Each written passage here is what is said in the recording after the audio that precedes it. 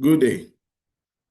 It is astonishing how sometimes unrelated historical events can lead to the creation of new realities.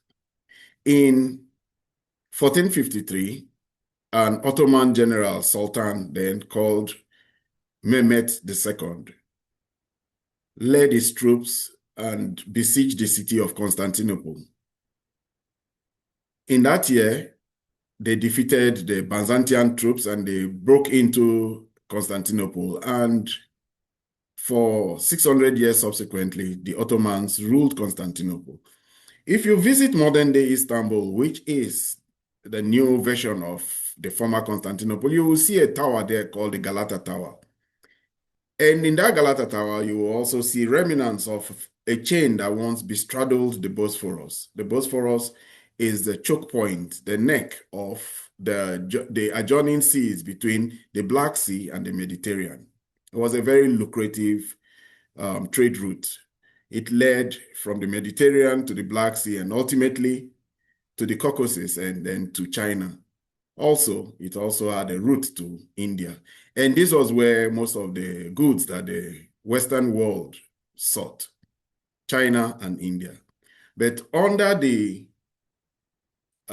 rulership of the Ottomans, it became very difficult for Western traders and merchants to visit China for their goods and India also. So one smart navigator came up with the idea of convincing two sovereigns then of Spain, Ferdinand and Isabella, to fund and finance and sponsor him. And he had a voyage to find the Indies. He landed at a point he thought was the East Indies, the eastern part of the Indies, and it turned out to be America. Christopher Columbus discovered America because he was avoiding the Bosphorus and the Turks. These days, we have new realities where tariff policies put by presidents, movement of NATO to the eastern part of Europe creates unintended consequences that reshape geopolitics in the world. We see a situation where unrelenting movement of NATO to the east has been used as an excuse, whether believable or not, by the Russians to say, no, this is against our well-being, and they push back, and we have the Ukraine-Russian war that has gone on for 3 years now. President Trump is in the midst of trying to find peace between the warring parties, and Ukraine and the Europeans on one hand. America was a very big part of that reality. And then now also, the Russians, the Chinese, and the Indians, and all those who support the Russian economy by buying Russian hydrocarbon assets, on the other hand. We have a new reality where the world has seen the creation of a multipolar world because of the clear outcomes from that war. We discussed yesterday how that war has shown that ability of the West to impose its will on countries, small and big, and the past, has ended. They could not and have not been able to, in 3 years of war, 3 years of sanctions, been able to impose their will on the Russian state. Neither have they been able to impose their will on the Chinese state. Now we have a situation where, in trying to impose their will on the Indian state, a new alliance is forming between China and India. Good day, and welcome to my channel, Ebima Amungo's Perspective on Global Affairs. If you're new to this channel, please subscribe. If you have any comments regarding the views I express in this video, please put them in the comment section. Do well to like and share. It helps the algorithm pick up the video and share it to a larger audience. President Trump is done with the Ukrainian war. He's not a supporter of this war. He doesn't want to fund the Ukrainians anymore. And for that reason, he has sought an off-ramp, and that off-ramp is peace. President Trump has put forward peace, and peace is now the means by which he is trying to end this war. In involvement of American financing of this war, American funding of the war, America's support of the war, he wants to use peace to end the war, and he has made big progress. In the past few days, President Trump has hosted first the Russian president, and then later on the Ukrainian president and a team of European supporters of the Ukrainian president. He has initiated the process. He says that he has clearly said that he has listened to both sides, and from his discussions with Putin, the Russians are not willing to accept a ceasefire. From his discussions with Zelensky and the Europeans, he has agreed to the point that, yes, indeed, the Ukrainians do need security guarantees so that there will be no possibility of possibly the Russians attacking them again. Security guarantees is now the main discourse. But one thing the president has been able to do, and nobody can take that away from him, is that he has asserted that he's not going to spend on this war again. Any funding and spending on the war is going to be the responsibility of the Europeans. Already, the Financial Times has said that President Zelensky is calling to his European partners to support his war effort with a miserly sum of $100 billion to be able to procure arms. $100 billion. I think that is what he needs in the immediate time to be able to buy arms, procure arms from the Americans, because that's what the Americans have stated that they will do. The Americans have asserted that it will only be, their own involvement will just be to sell arms to the Ukrainians and to the Europeans who will send it forward to the Ukrainians. One thing is clear. The Americans have used peace as an off-ramp. President Trump has said that. But we know that President Trump is in a period now where he's trying to bolster the American economy. He's trying to raise money through tariffs so that, as he says, he can pay off some of the debt and make America great again. Despite the desire of the Ukrainians for more money, this is what Scott Bessent was said on a Sky News interview, Fox News interview. Talking about not sending any more money to Ukraine. We did this economic partnership, which once this conflict stops, could pay off big for the American taxpayer. We can recoup our investment. If Ukraine does well, we do well. The conflict stops, and the conflict's got to stop for the economic partnership to really kick in. We're going to start with some investments now. So I think President Trump is very vigilant. Right now, we are selling arms to the Europeans, who are then selling them on to the Ukrainians. Since he got into the Oval on January 20th, so the Americans are selling arms to the Europeans, and the Europeans will sell it on to the Ukrainians. America is out of the business of funding Ukraine anymore. Zelensky may ask for all the money he wants, but he's not going to get it. And even though the peace process has started, the war is still ongoing, and the Russians are doing very well at that war. The Ukrainians are losing a lot of territory, and that is a bother to them. The war and the involvement of the Ukrainians, as even this same Scott Bessent a few days ago said, the Europeans, if they better put up or shut up, because as far as he sees it, the Americans have done a lot in trying to put secondary sanctions on the countries that support the Russian economy. One of those countries is India. The American government, President Trump, has put first 25% sanctions on India, and later on, another 25% for buying Russian oil. He also says that a lot of families in India are profiting from this war because they are reselling, they're buying oil at a discount from Russia, processing it, and then reselling it to the Europeans. So they have a big arbitrage. This is what he said. And for that, he put sanctions on the Indians. But just in line with the theme of this video, it has created an unintended consequence. Because in 20 2020, India and China had a problem. That was a big opportunity for America. India, over the past few years, have been trying to become closer and form great relationship with America.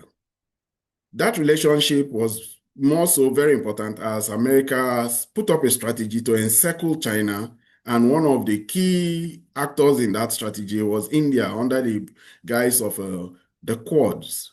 The Quads included India, America, United Kingdom, and Australia, and all those countries around the Pacific Rim who would encircle and help in encircling China.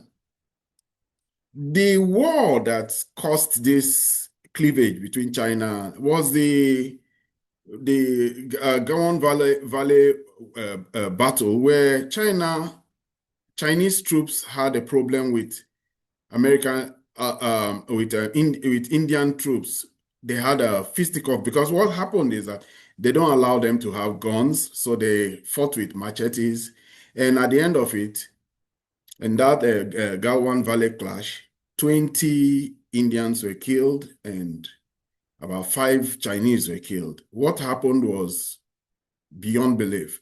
The Indian populace went ballistic. They called for, increased their rhetoric and called for war, practically called for war with the Chinese. But that now put President Modi in a very bad situation. President Modi, realizing that China is by far a bigger force, chose not to have any military confrontation with China, but he would at the domestic level, the Indian population was galvanized, anti-China sentiment was big, and then the Indians were forced to start to take action against the Chinese.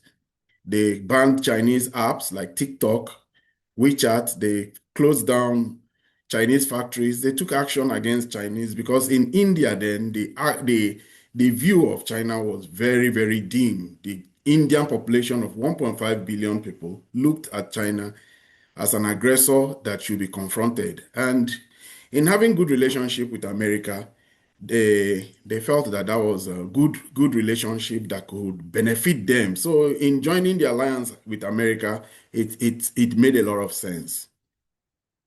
But Donald Trump has come, and in a manner that we never foresaw, Donald Trump has created a reality that has pushed India and China closer together. Recently, the Indian Foreign Secretary Jai Shankar visited with Wang Yi. He met with Wang Yi and they had discussions. But this time around, today, Wang Yi himself visited China. There's preparation going on between China and India for a meeting of the Shanghai Cooperation Organization in in uh, in China. And that meeting, because of that meeting, they are preparing for that meeting, and he gave Wang Yi an opportunity to visit India. He met with Prime Minister Modi. He met with Jai Shankar, the foreign minister, and he also met with Ajit Doval, the national security advisor of India. And the meeting was cordial, convivial, and it signaled a new reality between India and China, brought by the fact that these countries are feeling the common pressure of America. China, particularly as America is out to get them, encircling them, they are also being threatened with possible tariff against them for buying Russian oil. But already we know that America has its eyes set on China and is looking for a military confrontation with China. But with India, it's a new reality, and they are now forced. India has been forced to take in humble pie. The Chinese, Wang Yi came bearing gifts. Because while India was banning TikTok and banning WeChat and banning some production of Chinese products in India, like their phones and electronic products, The Chinese were very strategic in what they were banning. They banned fertilizer sales. They banned rare earth metal. That same rare earth metal with which they used to put a full stop to all the shenanigans of Donald Trump. It ended. It stopped all the war, talk of tariff and war, and we will deal with you. It ended when the Chinese just put export controls on rare earth metals to American firms. They did the same thing to India. And then they also did something nobody even foresaw, because many people may not know it, but China is the preeminent producer of a machinery called tunnel boring machines. Because in China built a lot of bridges, a lot of tunnels. They are the number one globally when it comes to construction across mountains. So tunnel bearing machines are one of their big exports now. And India is building a lot of infrastructure. The Chinese put a stop to that, or put a pause to that, because they couldn't get access to a very, very critical machinery like tunnel boring machines. They could buy from Germany, though, if they wanted to, but it would probably be 100 times the cost. They'll buy from Siemens or one of the big industrial concerns in Germany. But we all know where Germany is now as an economic entity. They are paying 4 times or 5 times the cost of energy. They are not competitive. The Chinese produce tunnel boring machines at the same scale that they produce everything that they do, that we know the Chinese for, at a capacity that nobody can match. And they own that market now. So they put a stop to Indian ability to buy that machines. Critical now, that especially as India started building roads and infrastructure to points where they had conflict with Pakistan and China. They were building across the Himalayas and they needed these machines to bore holes, bore tunnels. And that was the end of it. But Wang Yi said that they will look into it and they are going to give them access to those things. He said, he didn't say that it has been lifted. He said they are looking at lifting it. They will be looking at. That means if you are a good boy, if you behave well and continue to behave well, we will give you fertilizer. We will give you rare earth metals so that your automotive industry can have batteries. And people don't understand. India has become a major exporter of electronics, and electronics need rare earth metals. They have a vast automotive industry. Automotive industry needs rare earth metals. And they are also a nascent arms manufacturing country. Those two also need rare earth metals. China got them in a bad place. China already has India by the scruff of the neck in their trade. Their bilateral trade is around $139 billion, but it's very weighted in favor of China. Of those $139 billion, India just exports only $14 billion or $15 billion of goods to the Chinese. They import over $100 billion of both primary and intermediate goods. We should not forget the whole talk of the generic pharmaceutical industry in India is thanks to the fact that the active pharmaceutical ingredient, API, is manufactured in China. So the Chinese, as kings of all the supply chains of the world, are the ones who give to you primary products or intermediate products with which you can say, I am a manufacturing country. India is trying to be a manufacturing juggernaut. They cannot be without Chinese support. And this Chinese support now and this warming of relationship between is very important now, because Modi wants to be the president of BRICS in 2026. So they've agreed to that. They had one of their joint statements is that China will support Modi's aspiration, and Modi will support the Chinese aspiration in 2027 to host BRICS. They had a bilateral engagement that has created a lot of concern in Washington. Already we are hearing some politicians, it was all over Twitter, X.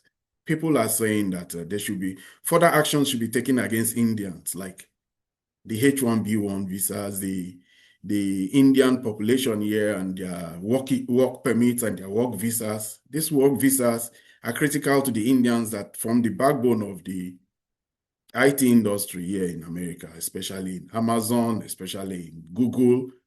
They have a vast amount of Indians, and as they get closer to China, those politicians who are very vindictive are already calling to further actions, not only on the Indian government, as has already been done, but to the Indian populace in America who are very critical to the IT industry in America, one of the backbones of America's supremacy and technology. So India and China have formed new relationship. They are getting close, and this is unintended. It was one of the consequences of the trade war. It is the consequences of the brutal actions and the negative tweets, social media tweets of President Donald Trump. It continues. He is unrelenting. Already, more of these Republicans are saying India should be treated harshly. So India now has found themselves taking humble pie, realigning themselves. They find themselves totally at odds with what they had invested in for the past 4 years. Jay Shakar is already on his way to Russia to go and meet with the Russians, continue his further discussions. Diplomacy on India's part has told them that their company should be among the South-South and the BRICS nations. They have energized themselves, and that is where they are going to. So while Trump may be moving away from the Ukraine war, India is moving closer to China. This is the reality that is being created by unseen and unrelated events. Nobody foresaw a situation where the NATO expansion into eastern part of Europe and eventually into Ukraine will lead to a war that has demystified NATO, denuded them of their military inventory, demystified all the military weaponry they had, Challenger 2, Leopard 2, Storm Shadow, all of them. Patriot missile, they've been blown up. Iskander, Zekon, and then not only that, drones, unrelenting barrages of drones, new forms of warfare and new forms of war tactics, including motorbikes. Motorbikes are now very active in the war, in the battlefields of Pokrovsk and Konstantinovka and Sloviansk, in Kharkiv, in Liman. The war maneuver has been changed by FPV drones and the role being played by new forms of teams, 3-man teams, 4-man teams. Military doctrine has just been changed on its head. The Russians have been very inventive, and the Ukrainians too. Kudos to them. They have been particularly inventive, and in their invention, they've held off the Russians. They've had to throw away most of the arms that the West gave them for them to survive. They are creating their own reality. And in that discussion, in that particular post in the Financial Times, it was revealed that Ukraine will be exporting $50 billion in drone warfare to the West. The tables have turned. Ukraine is now the arms exporter to the West. Already we've heard Ukraine and Zelensky. I made an a video here where Zelensky was saying that him and President Trump had discussions on how they will sell drones to America. It is the realities that history is creating is not one that we calculated and thought about. So today, President Zelensky asked for more money. He asserted also that there will be a meeting between him and President Putin, that the response of the Russians is being expected. President Starmer, Prime Minister Starmer says that Ukraine will have a just and fair peace. And he was very glad that the initiative of President Trump has led to further discussions on peace. President Macron continues to insist that there should be boots on ground. But that's not going to happen. The Russians have said that will not happen. The foreign ministry in Russia said it yesterday that they oppose any attempt to have NATO countries have boots on ground in Ukraine. So that will simply mean that they will test the will again of the Russians. And I dare say, after 3 years of pushing back at the attempts of the West to force their will on them, the Russians, I believe, will be able to crush whatever attempt the Britons and the French and the Germans try to do again, especially at a time when they don't have the backbone and the backstop of the American juggernaut supporting them.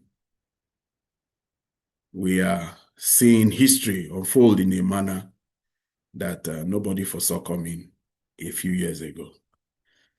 This is where I end my video for today. If you have any comments regarding the views I express in this video, please put them in the comment section. If you are new to this channel, please subscribe. If you think that it is a good thing that India and China are coming closer together, put it in the comment section. If you also think that Zelensky will be able to get his $100 billion request from the friends he's hoping will give him security guarantees, put every thought and every idea you have in the comment section. Don't forget to like and share this video. It helps in spreading our message. Until I see you in my next video, goodbye.